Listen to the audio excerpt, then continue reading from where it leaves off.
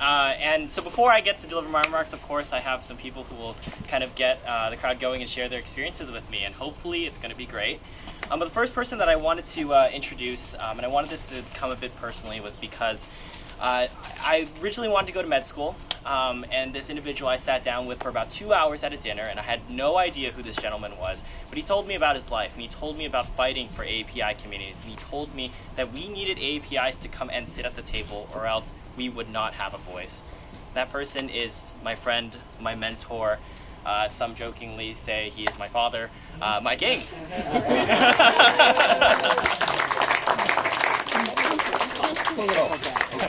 The floor's all yours. Thank you. Thank you, son. I want to thank Jennifer and Jason they're going to have their floor completely restripped after this.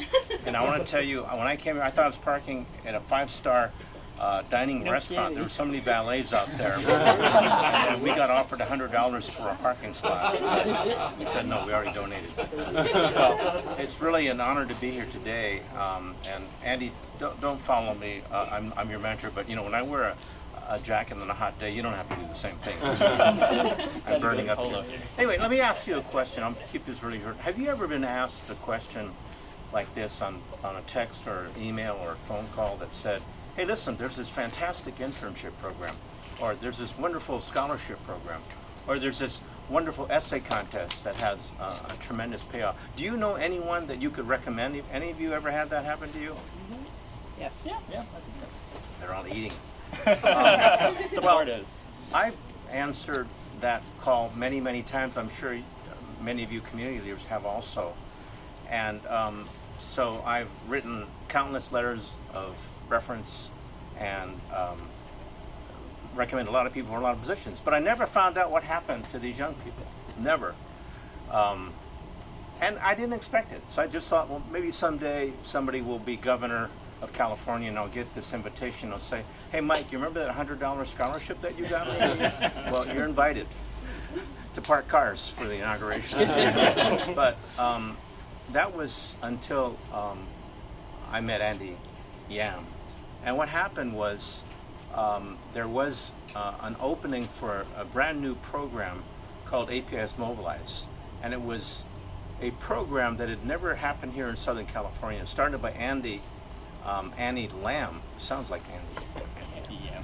But she's a woman that she was a staff member for Congresswoman Judy, for then Assemblymember Judy Chu, and also my staff member, who was involved in training people for civic engagement. And she has this wonderful youth program. And so she called me and said, Mike, can you recommend anybody? And I thought long and hard, and then by the time I remembered Andy, it was too late. So I said, Annie, I beg of you, please let Andy Yam into your program. I guarantee you'll never be disappointed. And that was 8 years ago. So I thought, well, Andy will meet Annie. Annie introduced him to Speaker Brendan, and that'll be the end of that, and I'll never hear from him again. But bam! Suddenly I get a phone call, and it was the American Legion Post in Chinatown. And they said, we have this program that we have to nominate people for a boys' state. They have a girls' state and a boys' state, and they've never had an Asian American from their area ever. So I thought, well, maybe Andy got tired of it. And at the same time, Andy sent me a text saying, hey, Mike, thanks for nominating for AAPIs Mobilize. This is the greatest thing in the world. I met the speaker. I met so many important people. So I said, well, how about this? So I nominated Andy for Boys State. It's a program that runs for 1 or 2 weeks in Sacramento, and they actually audition to become the governor, assembly member. They have to have caucuses, they have votes, and Andy was selected out of everybody else. So give him a round of applause for that. So I thought, well, if Speaker Brendan and the Glenda Boys State, that'll be the end of everything that I hear from Andy. But then all of a sudden, bam, I get a call from Andy, and Andy says, Mike, I'd like to join the library board. What do you think? I said, well, why don't you ask your mother, Janet, who was also a member of the library board. And I said, this is odd. Usually young people don't want to be the same thing that their parents were. But this is a fantastic thing. And so I agreed to nominate him. But a funny thing happened. Talk about civic engagement. And at Andy's interview, which was the full city council, right, Peter? Andy was challenged. Just before his agenda item, somebody made a motion to make it illegal for anyone to be a Monterey Park commissioner if they didn't live full-time in the city. Well, this would have tanked Andy's chances because he was going to school at UCI, and we'll hear about his mentor out there. But Andy is a smart guy. He had mobilized a lot of his fellow students, and guess what? They said, by the way, council members, if you pass this, does that mean that someone gets called to action in Afghanistan couldn't serve? Or how about someone that has to spend 2 weeks in a hospital in Arizona because they can't get what they want here? Well, that was quickly shot down, and Andy was approved for that. So that was Andy Yam. But that wasn't the end of that. Andy said, you know, I love libraries, and Monterey Park is a nice place, but it's kind of small, only 60,000 people. I'd like to play in LA County where there's 10 million people. It wasn't like that, but he said, I want to perfect my civic engagement. So he asked me if I would nominate him for the LA County Commission on Libraries, as Judy mentioned, and bam, he got appointed by Hilda Solis. So I thought, well, he's already in 2 library boards, and he's got all these people in Sacramento that he knows. That'll be the end of that. Bam! Then I get a call from Andy saying, Mike, will you help me? I want to go to grad school. The civic engagement is something that is so important. Serving the public policy. I'm evaluating all these schools, and right now I boiled it down to UCLA and USC. So Andy asked me one question. He says, Mike, where did you go to law school? I said, I went to UCLA. He said, fine, I'm going to USC.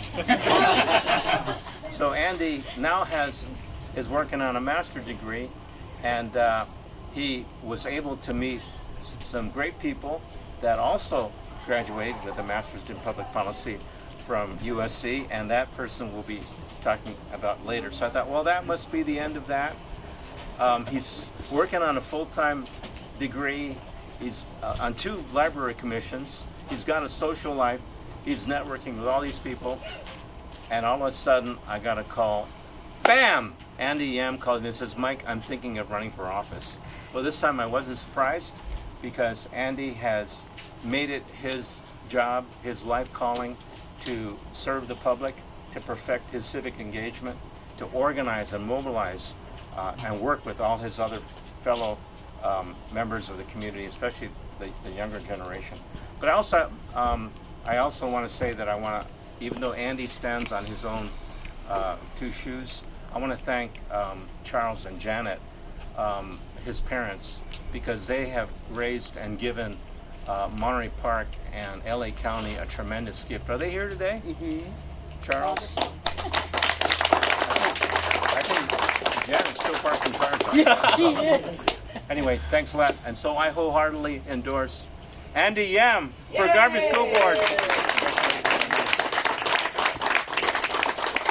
Well,